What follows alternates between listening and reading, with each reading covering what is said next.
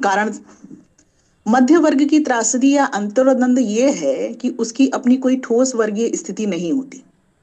एक ओर वह शोषक उत्पीड़क वर्ग से, तो दूसरी ओर व्यापक मेहनतकश वर्ग दोनों की भावनाओं, संवेदनाओं, संस्कार और विचारधारा को आत्मसात किए होता है। एक तरफ वह शोषक वर्ग की ओर आकर्षित होता है, तो दूसरी तरफ व्यापक जन से उसे एक लगाव भी होता है। इस तरह उसका व्यक्तित्व दो हिस्सों में विभाजित हो जाता है। लेकिन हम देखते हैं कि उसकी भौतिक स्थिति, यानी मध्य वर्ग की जो भौतिक स्थिति है, वो आम जन की तरफ ज्यादा दिखती है।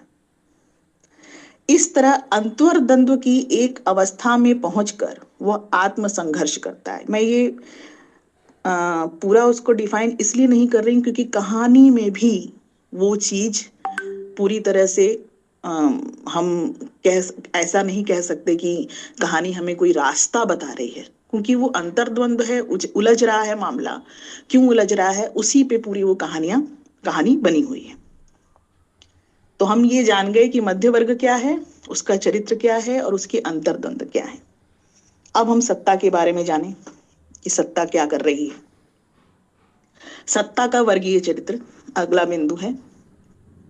मार्क्सवादी विचारधारा में सत्ता एक संसाधन है और एक संसाधन के रूप में वह हमेशा सीमित आपूर्ति में रहती है।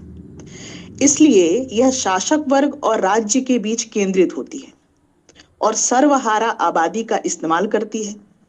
सत्ता का साधन हमेशा आर्थिक प्रक्रियाओं द्वारा कब्जा करना है और पूंजी का संचय करना है। चूंकि सत्ता मार्क्सवाद के अनुसार आर्थिक प्रक्रियाओं के रूप में नियंत्रण की परिकल्पना करती है, इसलिए वह जन की विचारधारा पर भी नियंत्रण में तब्दील हो जाती है। विचारधारा पर नियंत्रण के पश्चात वह सर्वहारा वर्ग को झूठी चेतना की सांत्वना से लुभाते हुए अपनी अधीनता को सुनिश्चित करती। ये बात समझ रहे हैं आप? मतलब सत्ता, जो पूंजीवादी सत्ता का जो चरित्र है, वह चरित्र किस तरह से काम करता है। पूंजीवादी सत्ता शासक वर्ग और राज्य के बीच, यानी इन दोनों के बीच वो काम कर रही होती है। राज्य उसमें सहायक, जैसे आप देख रहे हैं हमारे स्लाइड्स में दिख रहा होगा कि मोदी जी बैठे हुए हैं और साथ में अडानी बैठे हुए हैं। तो मोदी तो आपके शासक हो गए और प्रत्यक्ष शासक जो दिख रहे हैं, लेकिन अप्रत्यक्ष रूप में शासन कौन कर रहा है?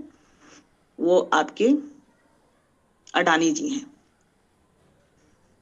और ये दोनों मिलकर राज्य जो सिस्टम बनाया है इन्होंने, उसके जो अस्त्र शस्त्र हैं, औजार हैं, उसको कैसे इस्तेमाल करते हैं अपनी पूंजी के लिए, अपने फायदे के लिए, मुनाफे के लिए, वो हम लगातार अपने सामने होते हुए देख रहे हैं।